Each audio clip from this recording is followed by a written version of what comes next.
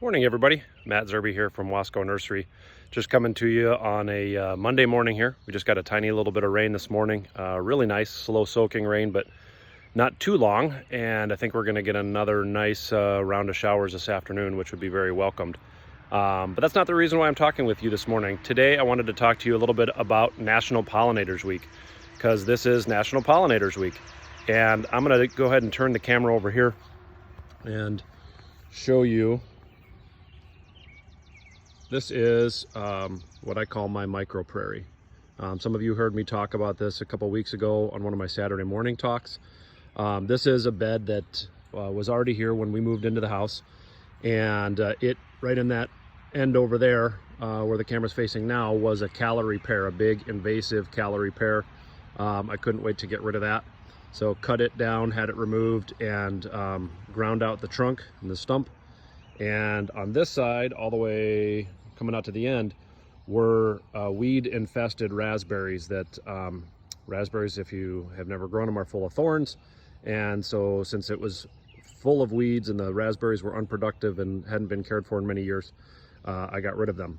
So last August, late August, I installed what I call micro prairie, cleaned everything out, and planted all of this plant material. Just a couple things I added this year that I didn't have available to me at the end of last season. And you can see it's really filling out and doing great. Last I counted, I think I have 34 or 35 different species in this bed. The bed is only about 20 or 22 feet long, maybe 12 feet wide at its widest point. So it's not taking up a lot of room. But I have something blooming in here from very early in the season with these couple plants right here in the front along the border. I have some more of those mixed in. That is called Prairie Smoke, or Geum triflorum, and it's one of our earlier blooming prairie plants. And I've got some Sedum tornatum way down at the end. It's a short ground cover plant. I've got a few of those in there, small white flowers earlier in the season. I just planted some meadow anemone in here, which in one of my other beds is blooming nicely. That's the small plant down there in the middle. But you can see in full bloom I have Ohio Spiderwort, which has been blooming for quite some time. And the honeybees are on this daily. They love it, so do the bumblebees. The bumblebees, the hummingbirds, really love foxglove beard tongue.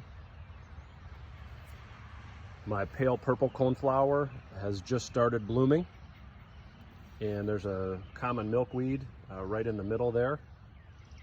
My rattlesnake master is all budded up, looking great. That's just an absolute butterfly magnet, one of my favorite plants. More Ohio Spiderwort. This is wild bergamot. It's going to start blooming in about another 2 weeks or so.